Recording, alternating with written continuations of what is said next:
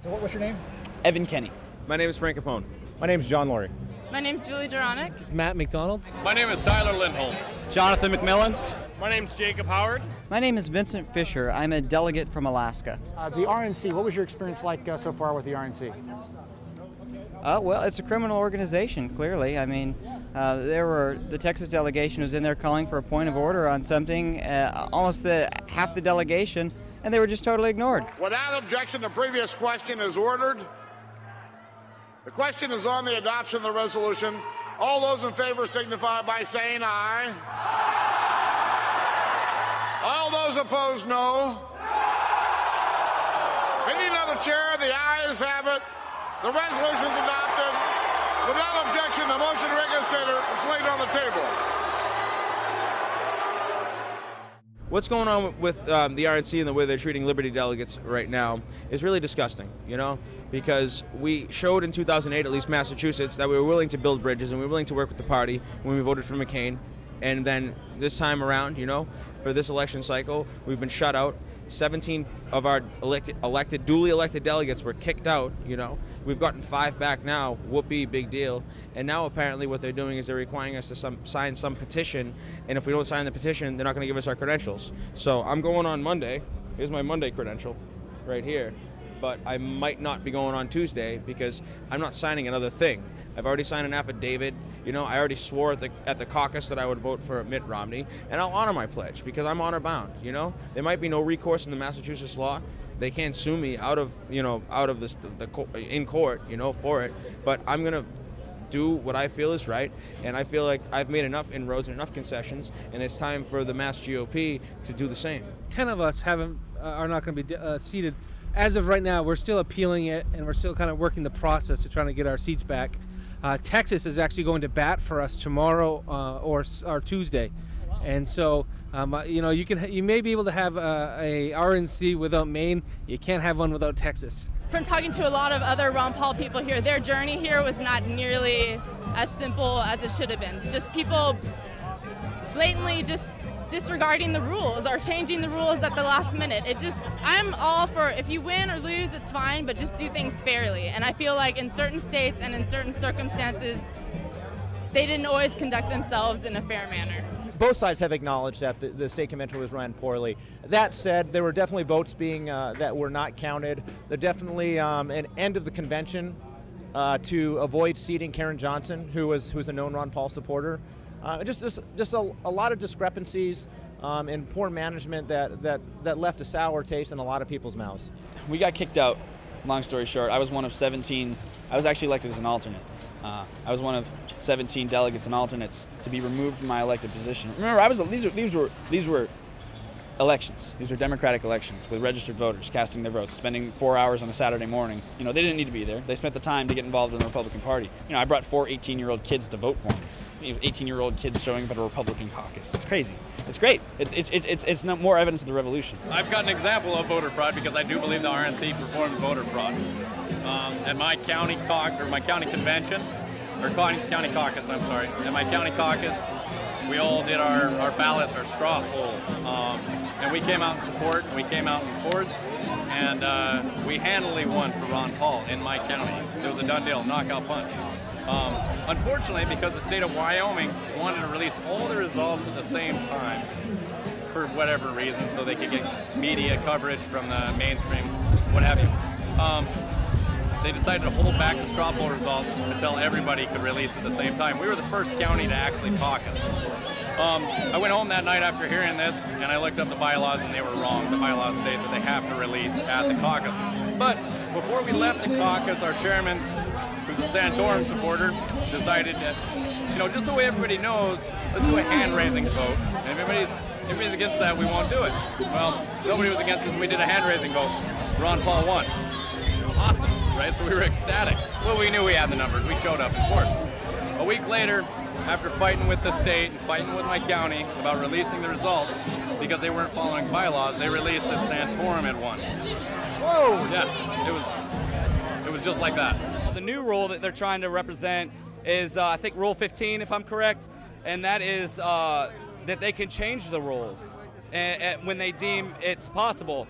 So what's the reason to have rules if you're going to just change them whenever you want? So I think those two rules in general right there, being their first moves before the conventions even happened, kind of shows their colors, if you will. It's dirty politics, and you know, it really disenfranchises a lot of people who are going to be the base of the party in the future. So, you know, I don't think they're thinking very long term. The establishment, when they're pulling all these changes, they're playing all these. Well, when you say dirty politics, what do you mean by that? Because dirty politics is one thing to be a little dirty. There's another thing to actually de-seat delegates that are duly elected in the state. No, you're right. I mean, from a legal standpoint, it is criminal. It is criminal, but with the current state of politics, I mean, you're going to have a hard time proving it's criminal. They can come up with a million different things. They got more legal resources than us. The bottom line is, if they just want full transparency and an honest process, which is what this country is about, then we wouldn't be dealing with any of this. And especially, they always come, the establishment Republicans, they always come from a higher moral ground position against their arch-rival, the Democrats. But the position they're taking with us is not from a higher moral standpoint. It's cheap, it's low, and you know, it's really counterintuitive to everything they say they believe.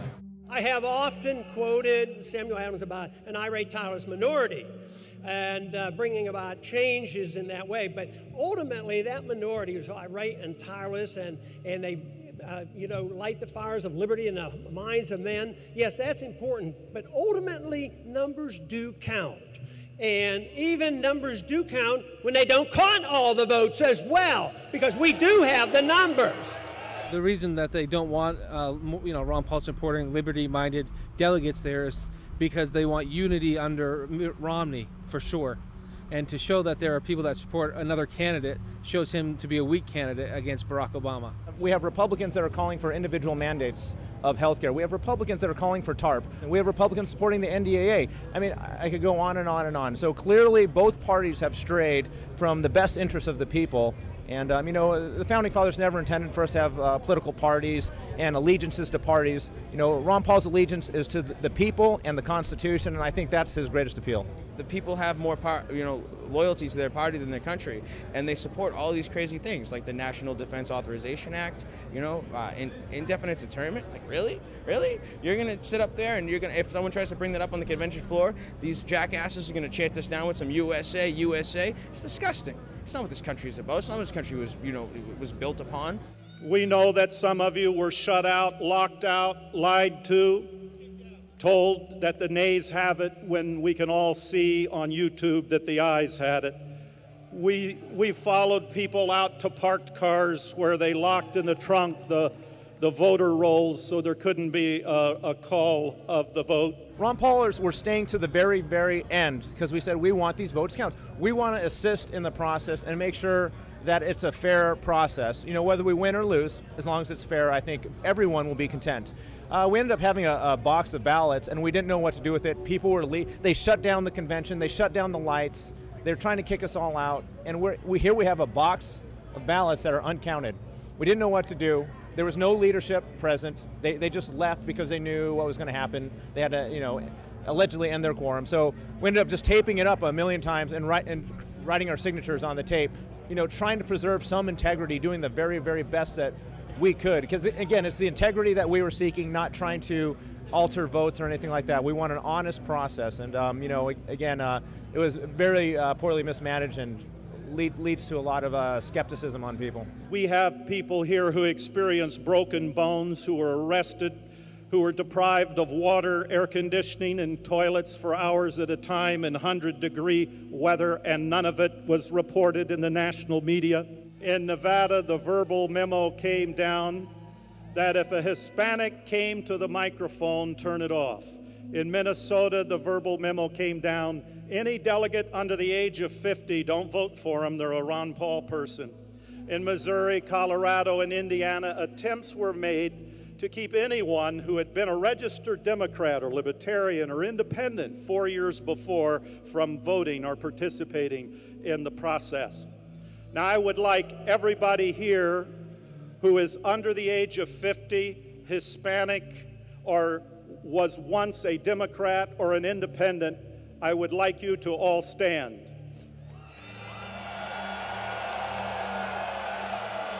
His message of liberty, it hits the core, and it touches people more than just on a political level. That's why he's attracting independents, Democrats, all the Republicans, and he's taking the Republican vehicle, I think, to a new level. He said it in one of his interviews that he's trying to save the Republicans from themselves, and it connected to me a lot because I think he's trying to help the Republicans not go on the dark path, if you will. I think he's trying to resurrect what was with the old Republicans through Barry Goldwater and Ronald Reagan, which attracted so many liberty lovers, people that understood the Constitution and knew what it stood for and wanted something and saw that the government was doing something different, so they wanted something different for themselves to justify the overall means of what our government's trying to do overall. This one goes out to Rush Limbaugh because he would always talk about the biggest stereotype I get is that young Ron Paul supporters in college, they only like him because he wants to legalize marijuana, which drives me crazy. I've never done drugs in my life. I never intend to do drugs in my life. I have no interest in it, but I believe that you can't limit it because then where do you draw the line? How do you, like, I am a proponent of raw milk, for example. In certain states, raw milk, it's illegal to sell it. And the government shouldn't be able to rule what you can put into your body. It should be left at more of a local level. It shouldn't be federal jurisdiction. And that's my opinion. And I just want to say that, I mean, frankly, I think it's immature that you would want to stereotype people like that and generalize, and they should be happy that we're getting involved. That's what we need. That's what politics is. It's people being involved and being active and trying to take their government back if it pushes them too far. They should embrace that shit. They shouldn't disregard it. People at the convention were worried just how much trouble we would cause, and you generally have known what my advice is. Just stopping something for the sake of stopping doesn't achieve a whole lot, so I've been a little bit cautious. But what they have found out is they've overstepped the bound. There's a big fight going on, and we're involved in it, but everybody else, a bunch of them are joining us and say, you've gone too far. The Ron Paul people were right about overstepping their bound. I do have friends and people that I trust that are on the establishment side, but the way they've conducted themselves through the whole process with the Ron Paul people, there's nothing to be proud about. It's just been dirty, unhonest, no integrity, and you know, it really makes me question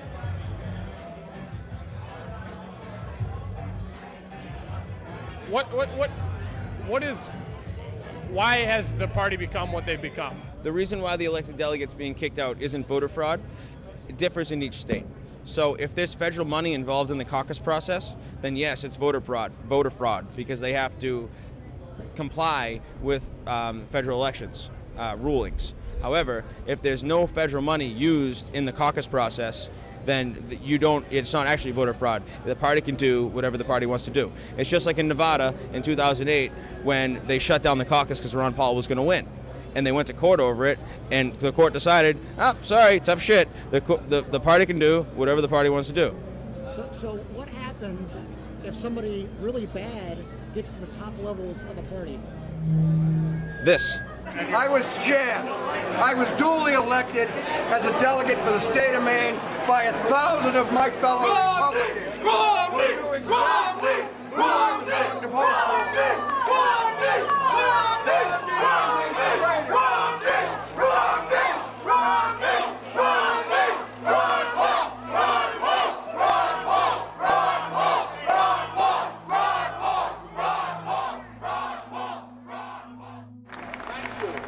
Without objection, the previous question is ordered.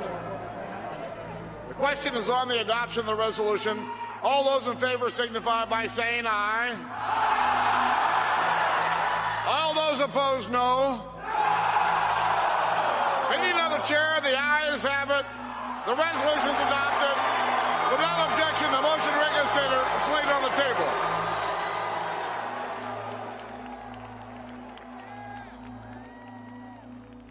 I want you to ask yourself this question. do you believe the delegates that you just saw on TV? Do you believe everything that they were saying? Or for the most part, do you believe they were being honest and telling you a true account of what happened? And then I want you to ask yourself another question. Do you believe what the GOP is telling you? Do you believe what the Mitt Romney campaign is telling you? Do you believe what that whole Republican Party is telling you about the delegates? Because I have a feeling that you're going to say the delegates are being honest. Their stories were consistent. They were truthful. You could tell they were passionate. I bet you'd probably say that the GOP over here isn't honest. So you trust the delegates over here. But the problem is the GOP over here is lying to the media, the mainstream media over here, on the delegates over here. So these guys over here are being called liars when they're the ones telling the truth. It's a jacked up system, and I think it's pretty obvious that what's being done is wrong. It's un-American. It's just evil and not good all the way around. And I've said for a while that it seems that Americans have more loyalty to their party than they do to their country. And I think this is a perfect example. The GOP has a lot more loyalty to just the GOP than they do the United States of America. And it's a sad, sad thing, and I wish that we could change it. And I hope that if you're out there watching right now, you call your congressman, call the GOP, email, send people this message, and let them know what's going on, because I mean, this is really all we got. If we can't have an honest election for the Republican nominee for President of the United States, we're in a sad state, and I hope that we can just turn it around. Thank you.